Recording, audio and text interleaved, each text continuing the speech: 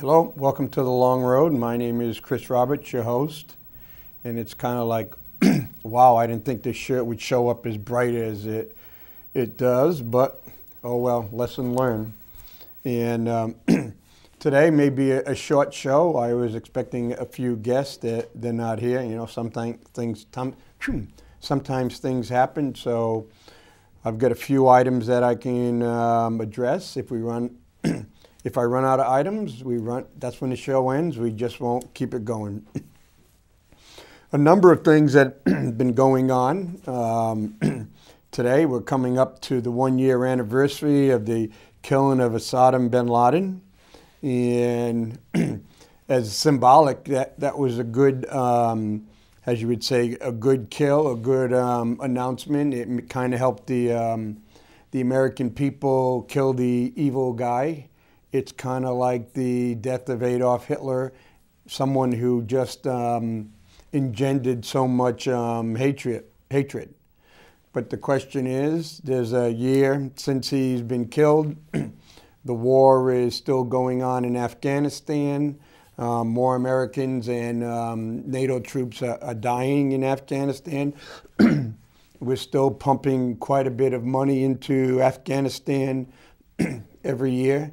So it's almost kind of like, even though Osama bin Laden is gone, he is just sucking life and resources from our country.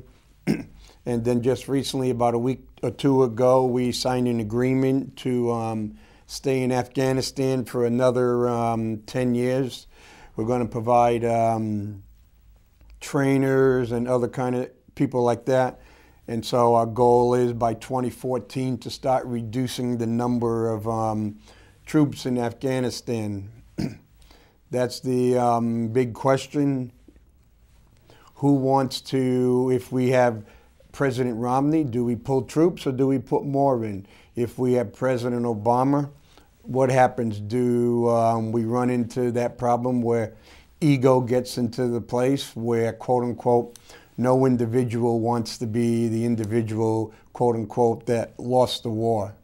And maybe whoever becomes the next president may say, it's 10 years, it's 11, it's 12 years. We haven't won, so maybe it's time to cut our losses.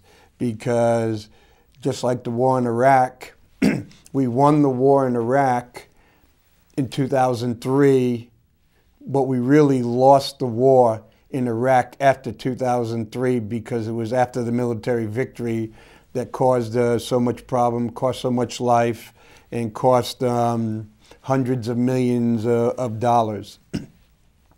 Afghanistan, our purpose of going to Afghanistan was to do away with Al-Qaeda. We have done away with Al-Qaeda. We captured or killed the top leaders of Al-Qaeda. And for all intents and purposes, Al-Qaeda is no longer in Afghanistan. Most of the part of Al-Qaeda is in the Horn of Africa.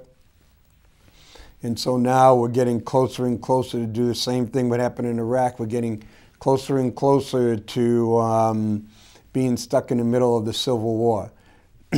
Afghanistan is tribal, and the question is, what side do we pick? If we pick the wrong side, like we did in Iraq, we get stuck in there. And so we do not need to stay in Afghanistan and keep expending blood and treasure in Afghanistan. Another thing that happened last week in the New Hampshire House, it was really totally unbelievable. And what they did was the Senate defeated some bills. The House got upset because the Senate, in their wisdom, says, you know what, we're not going to go and put a moratorium on the settlement of refugees in Manchester or in New Hampshire. They're talking about, the mayor of Manchester says he doesn't want any more. And as I did more and more research, Manchester has some really serious fiscal problems. They have problems with their school system and a whole bunch of other problems. And what they're trying to do is they're trying to blame it on the refugees, causing them serious problems. One of the representatives, who is also an alderman in New Hampshire, says there's 84 different languages being spoken in the Manchester school system. Well, if it's 84 different languages in the Manchester Union School District, basically, if we look at the refugees that have been coming in over about the past 6 to 7 years, there's only about 10 languages between them. And so if they have that amount of languages between them, where did the other 60 or 70 languages come from? The Senate also vetoed the, killed the 24-hour waiting period on abortions. The House getting upset about it, what they did was they decided, well, we're just going to tack those on to totally irrelevant bills. And so we're now fighting back and forth. And so basically, we're like two little kids who can bully the other one the most. So that's what's happening up in the State House. Yes, is it legal to do that? Yes, by our rules, it's legal to do it. But we haven't done it in the past. Plain and simple, you just don't go throw something on it that's totally non-germane to the subject. And so, bingo, they come in, they had a meeting, well, and they said, okay, and while they were going through the meeting, they came up with these amendments, threw it right in, and said, okay, we're going to vote on it.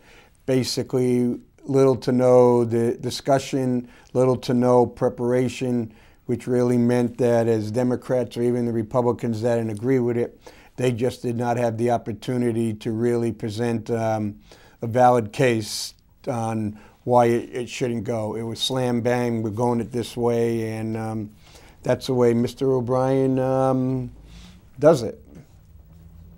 Well, good. People don't have to keep listening to me talking all the time. My guest is here. I'm welcoming you. Well, thanks, Chris. It's good to be here. Haven't seen you in a while. Can you give the audience your name and your organization? Yep. I'm Kelly Steiner. I'm the director of Monadnock Voices for Prevention. And before we get to some of the other things, we'll kind of wrap up with some of the things in the back. Take back, the drug take back. How's that going? Well, that is one of the things that the region's involved in, is the prescription medication disposal. And the take back this weekend went very well.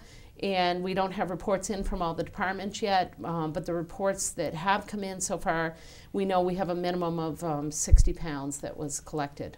When you think of those little tiny pills, that's a whole lot of unused, unwanted, expired medication that just came off the street again this weekend.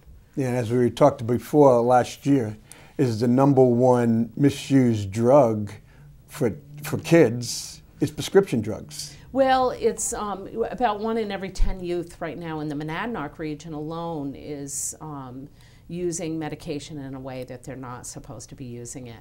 And about 50% of the college population, the 18 to 25-year-old population. And we're seeing more and more with the elderly. And we've done a lot more evaluation with the senior population to get a better sense of what the issues are there. And there's some real concerns. They don't know how to get rid of it. It does put them at risk for safety issues, of course, and victimization.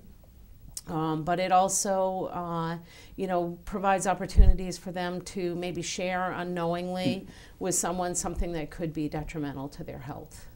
Yeah, because if you go to the doctor's office, they normally, especially Cheshire Medical, they give you a sheet and say, these are all your up-to-date prescriptions.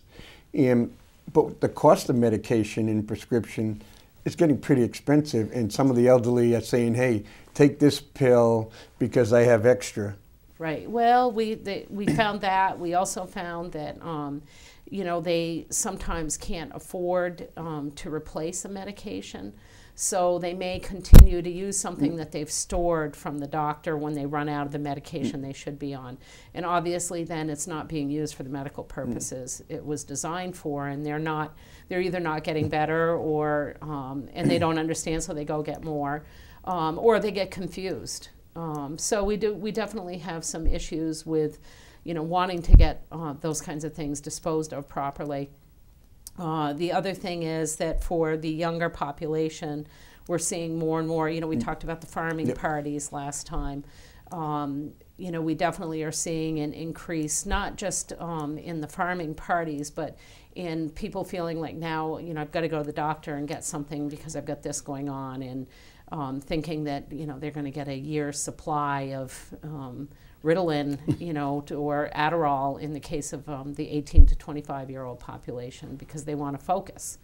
And they think it's going to help them focus. And so it's not being used for the purposes it was necessarily designed for. And the farming party for the guests, that's basically where some of them collect the drugs, throw it in kind of a punch bowl, and you take your luck. Yeah, you take your luck. You reach in, you grab something, and generally it's mixed with alcohol, which can be a very, very deadly combination. And so we see the farming parties, we see the definite abuse, and then we see the, for the senior population, even addiction occurring in the senior population now. The Keene Police Department has the permanent take-back location. That's bringing in probably about 100 pounds a month right now of unused, unwanted medication. So that really tells you a lot about, that we have an excess of this out there. If you put it another way, that's more than a half a ton of unneeded prescription drugs. Yes. Yes. It really is a lot, and it goes all the way up sort of the chain. We all know that, all the way to the companies that are producing it. And, we're doing what we can at our end to educate people, keep them informed, provide those opportunities for disposal of medications. Obviously, you're part of the state legislature.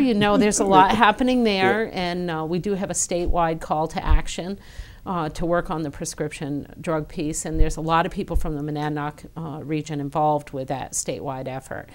One of our big things right now is obviously getting out there to make sure people are calling their reps and folks regarding the prescription monitoring program. The people always talk about the narcotics or the other part of the prescription drugs. I've been talking to some people in the medical. It's the self-treatment of antibiotics that people are left over, and people are building up an immunity because, well, I don't feel good, I may have a cold or something, and someone says, hey, I've got 5 days worth of antibiotics, and I just pump them, and then at 5 days, it's like you were supposed to take 10 days, you only took 5 because you felt better. I take 5 and I don't work, and I go to the doctor, and the doctor doesn't realize I've already been on self-induced antibiotics. Well, we have that, and we also have, you don't necessarily know what you're taking the antibiotic for. And the Keene State College did a big project with us where the students went out in the community and worked with focus groups and interviewed people. In fact, they interviewed me. Oh, there you go. And Jack Wasmack from the county because of his, with the nursing home. Yep. And Jack, of course, is the county's very involved with the Take Back initiative. But the interesting thing from the students' work was that, they were truly challenged by the fact that people are so undereducated about this right now. And in terms of the legislative piece and the antibiotic piece, the antibiotic end of it, you're absolutely right. People take them, and one of the things they found, one of the stories was that somebody had shared their antibiotic with somebody else, thinking they were helping them, treat an infection they had. Well, it was actually an antibiotic that ended up creating a further infection, and they ended up hospitalized for 3 weeks because of it. So you have to be very, very cautious when you share medications. You shouldn't be sharing medications, that's the bottom line, because you don't know how a person's going to respond to that. You don't know what their medical issues are. Really should only be a doctor prescribing the medications. Yeah, because some of the kids will get an STD and well, this is it, and I just have to take a few antibiotics, and it's all taken, but they don't know which type of STD they have, Correct. let alone not know which antibiotic. So then they can end up developing other kinds of infections because of that. Because it, it can kill off what you don't want it to kill off, some of the good bacterials and things. So, definitely people shouldn't be sharing. We want them to dispose of it properly. Keene PD's open, 24/7. You can go in there anytime. It's anonymous. You just bring your bag in, drop it in the box, and leave. And we really encourage people to do that. And if you do have questions, call your local police department, or you can certainly call Monadnock Voices and ask those questions. And then we have the great take-back days that the DEA does with us, like they did this last Saturday. We were talking about the kids at Keene State College. They did a great job. They were really detailed with their investigation. They did all the privacies. They did all the stuff that was really necessary. And one of the things that we learned with Jack Wasmack, when people talking about throwing the drugs away, they were doing some testing, and because they have their own sewer system and water treatment, they were almost able to match up which drugs and how much amount that was being passed out. And I remember one of the students says, well, how can you tell that? Well, what goes in has to come out. And so when it was like, wow, we could tell which drugs are in the water. Yes. And people don't think of that. You definitely can, and that's part of the reason we ask people to dispose of it properly, because we don't want it going into the water supply. Yes, we do have people are going to excrete medications, but we don't want to add to that by people flushing down the toilet, because that puts it in a complete form. It's not broken down at all at that point. So, Jack has done a lot of work on this. The state of New Hampshire has actually done quite a bit of work on this. And, it's part of the reason that the guidelines passed last year through the legislature to make disposal a little bit easier, where we could actually set up these permanent locations. And we will have some other permanent locations going in the Monadnock region. Yeah, because I think it was Seabrook and 1 or 2, they just decided to do it on their own, quote unquote, even thought it was, quote, illegal, but they just wanted to get it off the streets. Yes. And that's definitely where I think Keene PD has stood on this, and the other chiefs that are interested in having boxes in the area. Their interest is in the welfare and the safety of people. So, and certainly our interest is in the welfare and safety of people, as well as making sure that it's not going out in the environment or our pets aren't getting into it, but particularly young children. It still remains the #1 poisoning element for young children. Before I let you talk on some other stuff, swamp bats. They did a great job last year. You had a couple of really outstanding gentlemen. They were able to connect with the community. What's going to be up with the swamp bats this year? The swamp bats are going to expand that programming. We actually have a couple of things going on. The swamp bats are going to continue to mentor. It looks like Taylor may be bumping up a league here, so we're waiting to hear on that, but it sounds like it. Dave will be back. So we're hoping to re-engage him. We have more swamp bats that want to participate in that this year. So we'll probably expand the number of locations that we go out to. They spoke to probably 350, 400 kids last summer about setting goals and what's necessary. The other thing that's happened is they're not just going to be doing a mentoring program. They're actually engaging with us, and the schools, the high schools in the area, all 6 high schools in the area, are going to be engaging in what's called Life of an Athlete, which is a program. They're going to be looking at their school policies in relation to extracurricular activity and athletes in particular. We're working with the American Athletic Institute, which is based out of Lake Placid. This is a program that's been done in high schools across the nation, and really looks at the athlete being a person who represents themselves, represents their team, their school, and their community. And they do that year-round. So a lot of the policies are really around your responsibilities and your accountability. And it's training youth mentors to hold their teams accountable. It's training for the coaches on rest, recovery, and nutrition, sleep, and chemical health. An athlete who consumes alcohol, for example, the recovery from that takes a week. So you go out after the game or the night before the game, you're not performing at your highest level. So it's really around how to have that pure performance, that high-performing athlete. And the Swamp Bats are going to be involved in that. And in fact may be hosting out at Alumni Field some of the youth leadership training. We have the coaches training in June. That is going to be co-sponsored through the New Hampshire Interscholastic Athletic Association.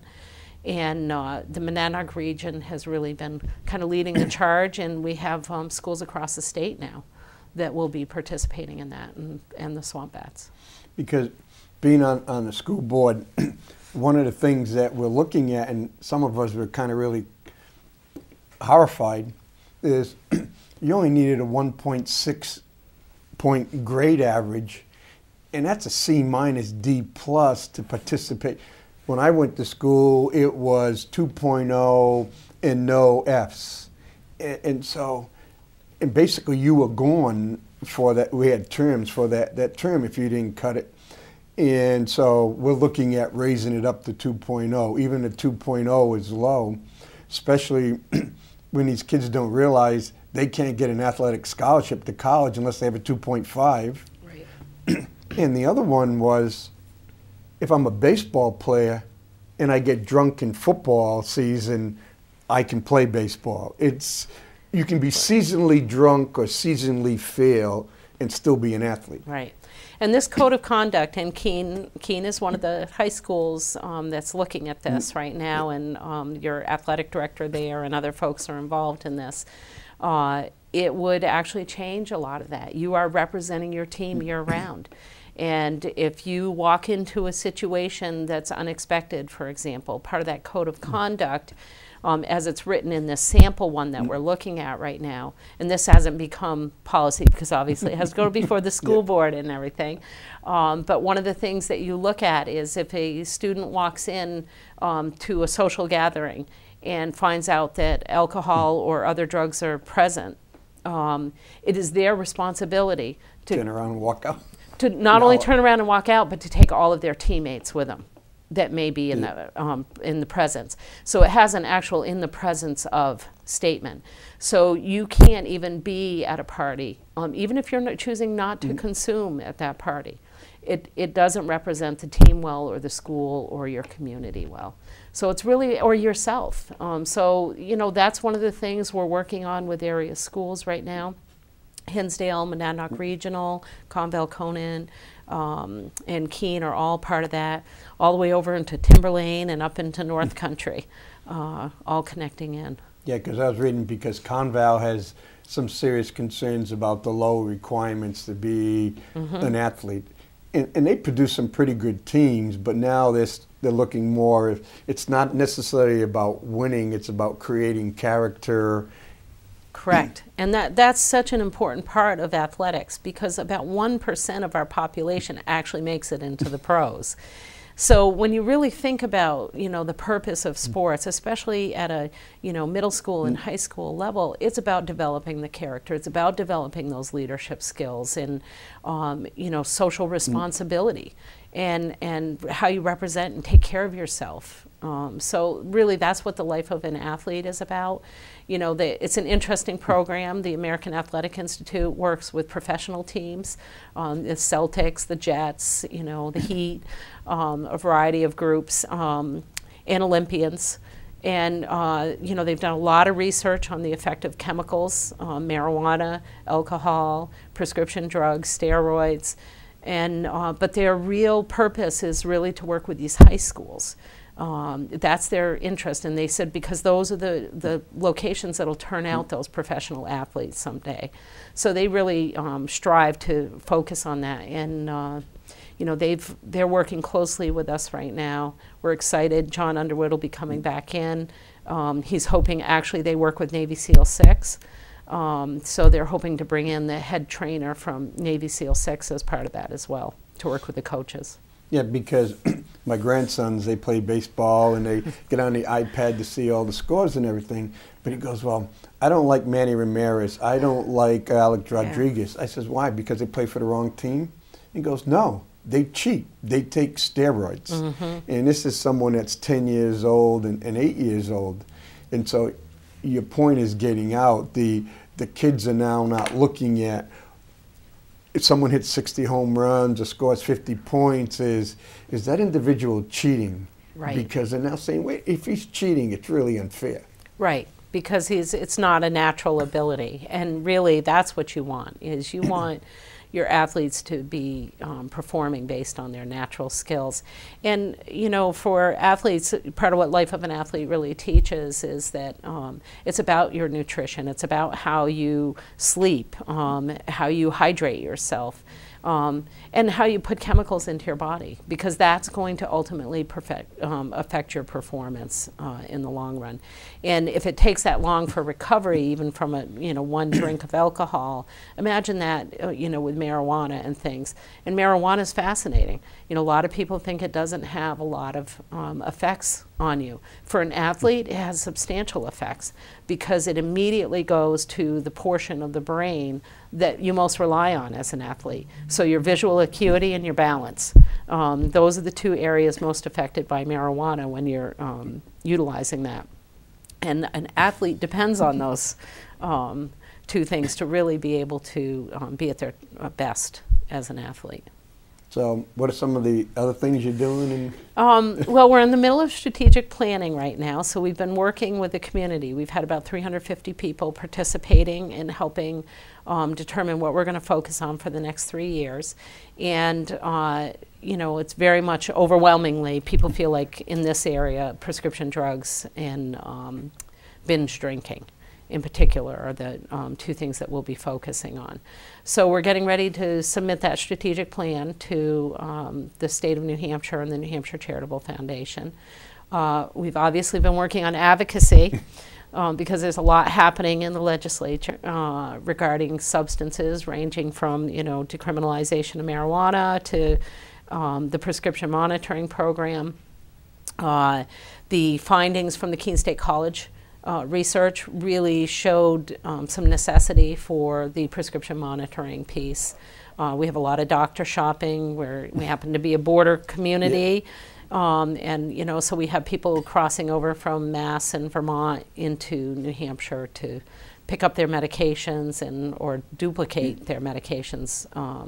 So the prescription monitoring is a piece kind of that we're keeping a close eye on as that's moving through, and that's moving slowly but surely. It's moving, and the legalization for medicinal use of marijuana, we're watching that to see what happens. I think with marijuana, it's a little confusing for the public right now in terms of what are its consequences and the messages that are being sent out. So I think a lot of that we're kind of in a wait-and-see mode to see where all that goes, but we are focusing on some messaging and making sure people are educated about that. We're getting ready to expand the number of disposal locations for boxes. We're actually meeting with police chiefs tomorrow morning who are interested in that, and we have a couple of donors that have come forward.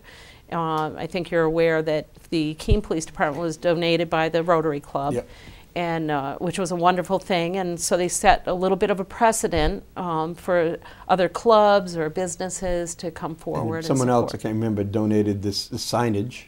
Yes, Larry Sportello did from the Blinds Company, and so they've really kind of stepped up. We're hoping they get a little bit involved with some of the Life of an Athlete and some of the work going on there, because these are a lot of our future workers. Keene State College is continuing a huge project with us. They're actually going to have a grant fellow working on a project this summer. And we have 10 students who will be out in the community for the next year continuing to work on data collection and mobilizing the community. We have an intern who's working with us on the Life of an Athlete program. She'll be continuing through the next year with that to continue to support all the schools in the area. So a lot happening. You know, you'll see even more. We're continuing to work with the media collaboration. The Keene Sentinel received the Drug-Free Partnership Award, National Award, as a media piece that had done a lot of work over the last year for substance abuse prevention. When you're talking about Keene State College and binge drinking, I live in Grove Street, and there are certain establishments in Massachusetts that'd be called package stores because the great majority of their sales is alcohol. They may sell a little sandwich here or there. But what I just find really remarkable or unremarkable, how you look at it, is all the girls, maybe I'm being sexist, but the girls that have 24 and 30 can suitcases, just going in the stores, buying the beer, and maybe our advertisers changed so it's all right for women to drink now. But you're out there and you'll hear them at 1, 2, 3 o'clock in the morning screaming and laughing and everything, and they're totally wasted. Mm-hmm. And it's always on a Friday and a Saturday, sometimes Thursday night, right? All the rest of the week, no big deal, but those few nights that you'll just see them, the classic binge drinking. And that's part of the reason we're focusing on that here in the Monadnock region. The interesting thing is it's not just the college population. Yeah. It's actually across the lifespan. We have young people starting to drink at earlier and earlier ages. You know, it's never too early for a parent to start talking to their child about substances, because by 11 or 12 years old, they've formed their value system and their opinions about them. You know, the binge drinking piece is interesting. It goes all the way into the senior population. Yep. And so it really covers our lifespan in terms of a behavior. It is a challenging piece. Part of the reason we chose to focus on binge drinking and not just alcohol this time is because people don't just drink to drink. They drink to get drunk. And so they're over-consuming is what we found. And the college population, yes, it's one of the populations at very high risk for that. You know, we definitely have the density issues with the package stores and the bars available in the area. And we have a long way to go with that one. You know, there's, you mentioned women. Being female used to be what we called a protective factor. It actually was one of the things that kept us a little bit safer in terms of some of the behavior. Women used to hang together, now they get drunk together. Well, what we found actually with all substances in the region is no longer a protective factor. It's actually a risk factor. Because it puts you at higher risk for forced sex, violence. And we found in some of our data collection that in terms of over-the-counter medications, women are actually at higher risk for using that for suicide attempts, suicide, depression, and things. So being a woman is no longer a protective factor. You know, they drink at a pretty much an equal level now with men. The one of the things that I'm kind of proud of Keene was here in New Hampshire, we make a lot of money off our sin taxes. Mm-hmm. And New Hampshire is saying we want to sell more and more booze, and in a lot of ways it looks like we're not enforcing as much as we were did in the past. Money talks, I guess. But when they passed the law for happy hours, we were able to get an exemption which allowed cities to opt out. And Keene was one of the few that opted out, because really the last thing that people want to see in Keene is happy hour signs all up and down Main Street. Yeah, you know, that legislation was so interesting, and I want to thank you for, you know, being part of that, both from a city council perspective and certainly a state perspective.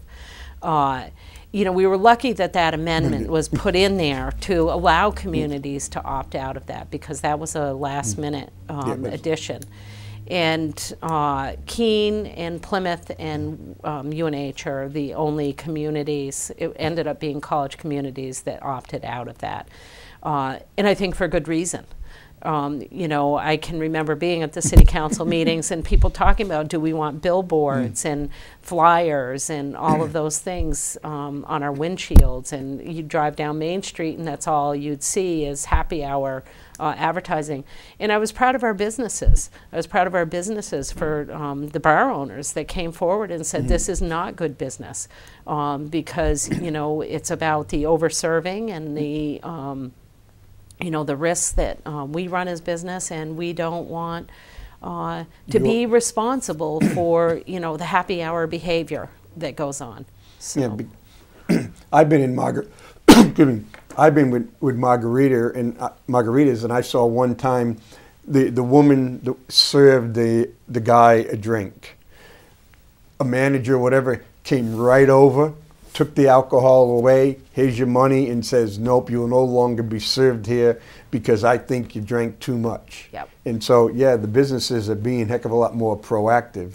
Yes, and they need to be. You know, it's a huge liability. We all know what can happen, you know, when we've had a few people here have got drunk and got killed. Absolutely. You know, and we certainly have a lot of social activities that are put on here in the region where people, you know, want to overconsume, and you know, there's just a lot of liability attached to that. And for a business owner, they're safer, you know, playing it safe, and I think they recognize that. It's also a very competitive environment, you know, in these economic times. So to think that, you know, you're going to be competing to sell that you know, 50-cent draft is it's just not good business for them. So it was good to see them out and being really vocal.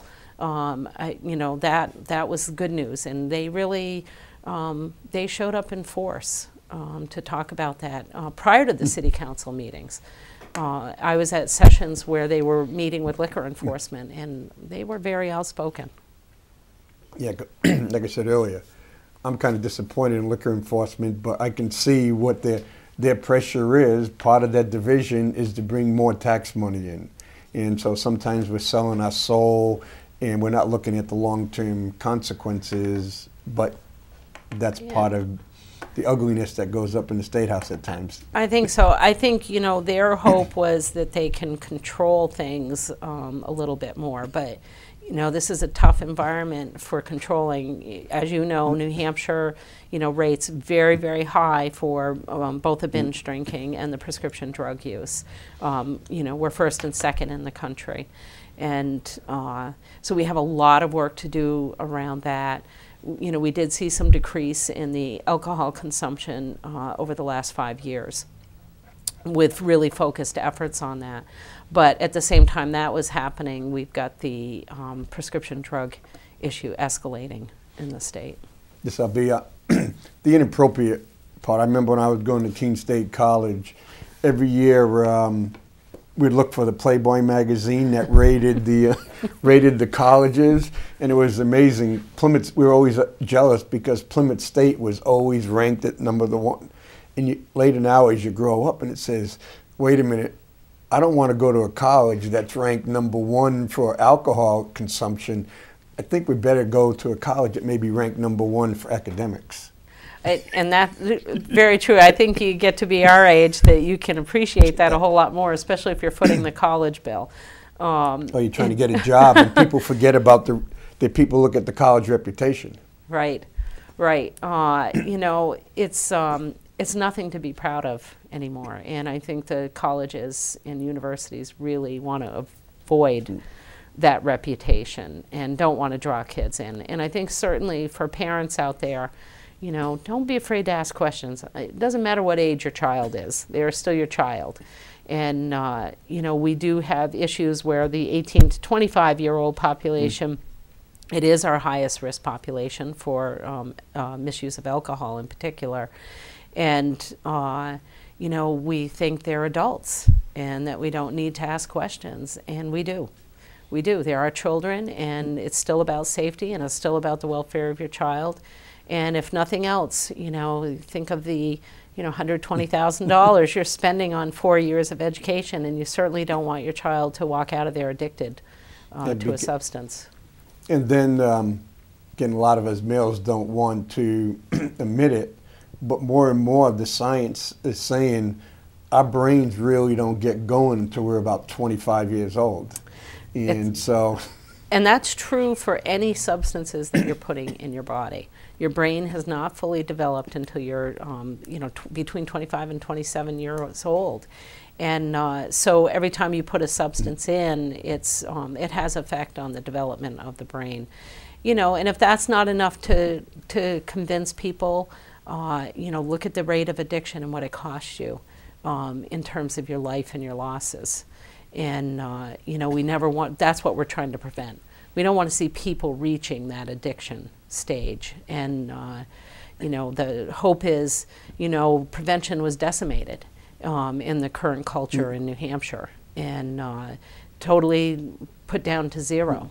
We've been fortunate in places like the Monadnock region that we have people that have really stepped up to the plate and supported continuing some kind of efforts around that. You know, I think of the prescription drug or the alcohol piece.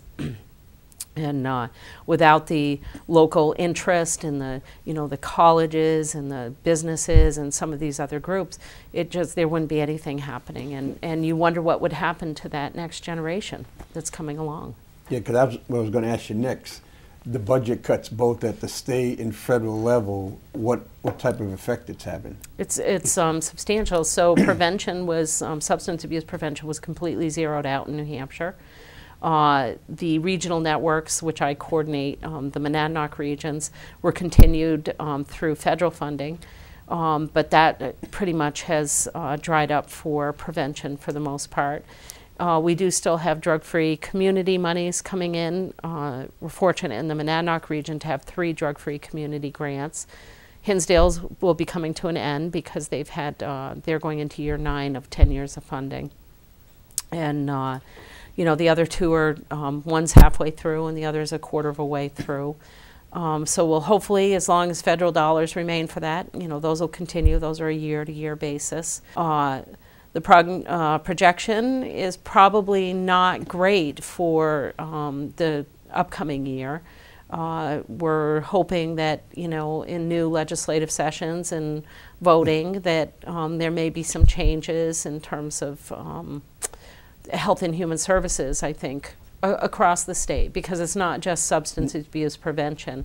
One of the things we're dealing with is more and more mental health issues attached to substance abuse, you know, the violence issues, the bullying, all of those things are interconnected. And when you start taking away from those pieces, whether it be taking it away from substance abuse prevention, you suddenly see an increase in all the other behaviors that's connected to. Because a lot of people, like the hospital had to do away with their substance abuse, excuse me, and their mental health because it's expensive, it's not getting reimbursed, and if you have someone on staff, you're going to have to treat them, and the emergency room was now becoming the mental health provider, yes. And that takes a lot of money, and it's one of those chicken or the egg, which comes first, that you have people with a lot of mental health issues, so they abuse drugs or alcohol to control their demons or to control the pain.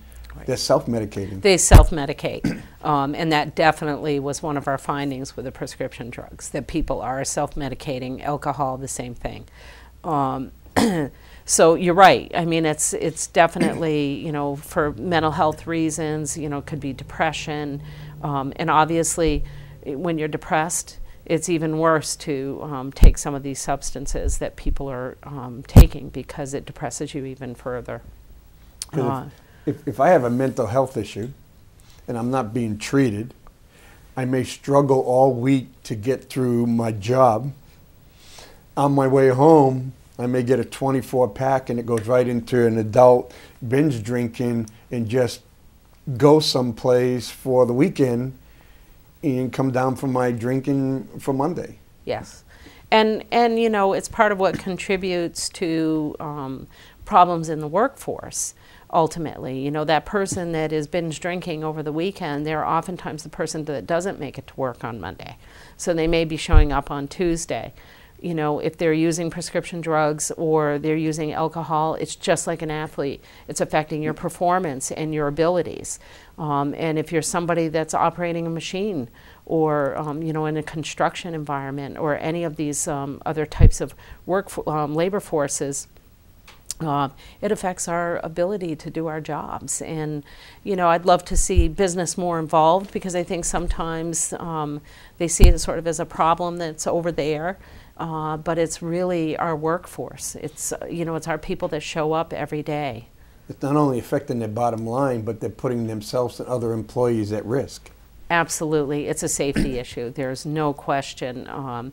You know, with the amount of prescription drug use that we know is there right now, and if you look at the labels, it oftentimes says right on the label, do not operate machinery, do not drive. And, you know, we fully understand people, you know, need to go to work. There's that economy piece, but we also have to make sure that our workforce is not under the influence of things where they put anybody in danger, including themselves.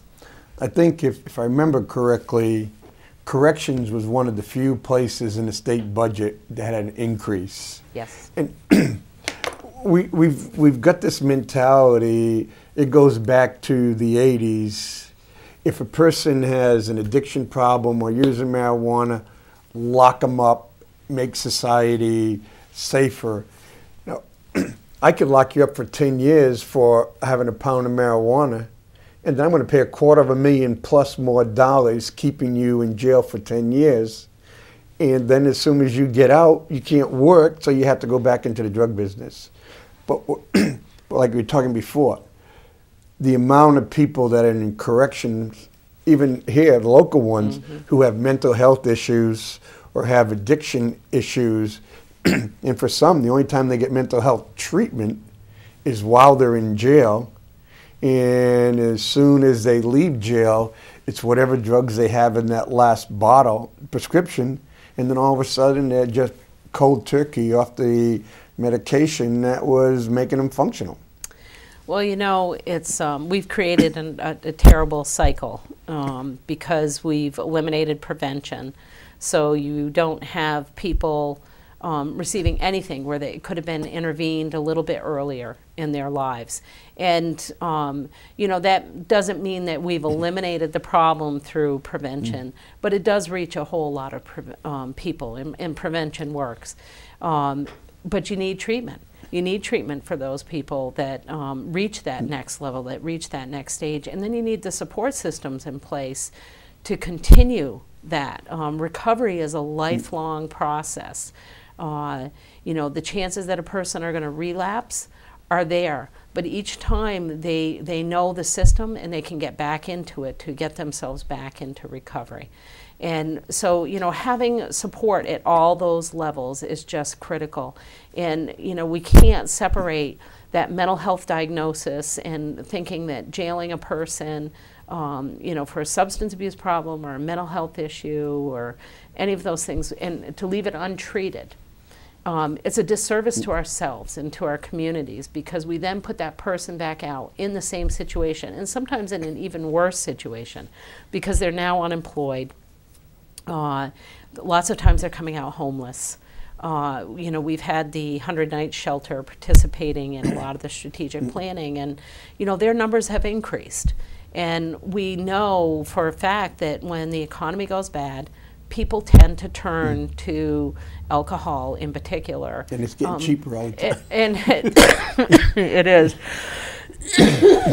But people tend to start dealing with the stress in their lives, you know, by using substances.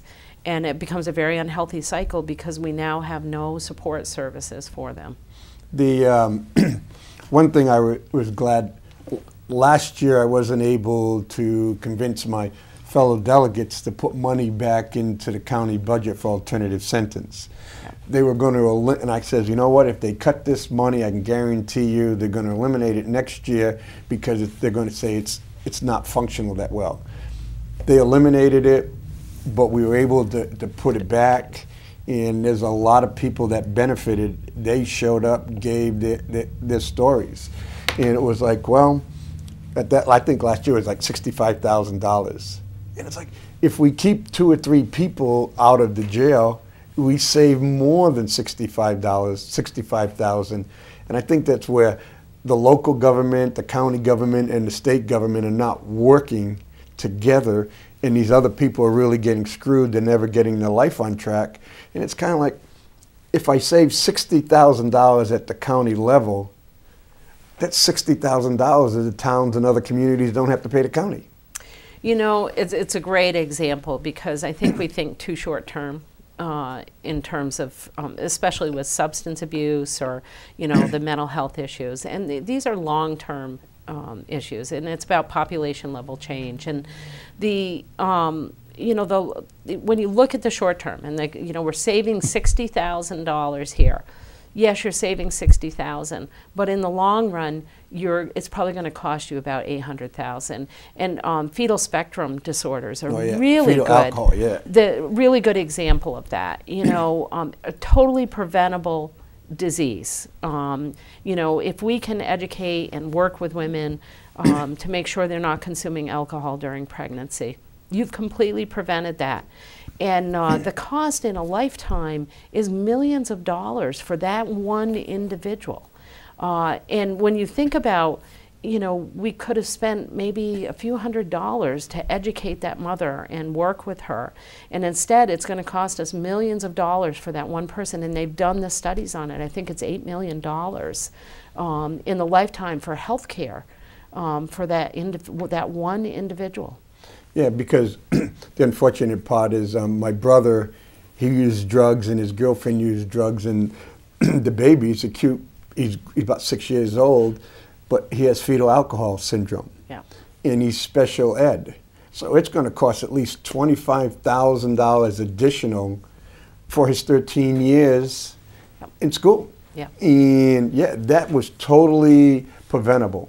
That wasn't a birth defect. That was because they were consuming alcohol, drinking marijuana, and taking some other drugs. Mm-hmm. And it's like, the kid's life is damaged. He's going to try to make the best of it, but there's an awful lot of money. The extra money he could have went to Harvard for 4 years by the time he graduates. Right. You have special ed services. You have health services that'll be needed, counseling services.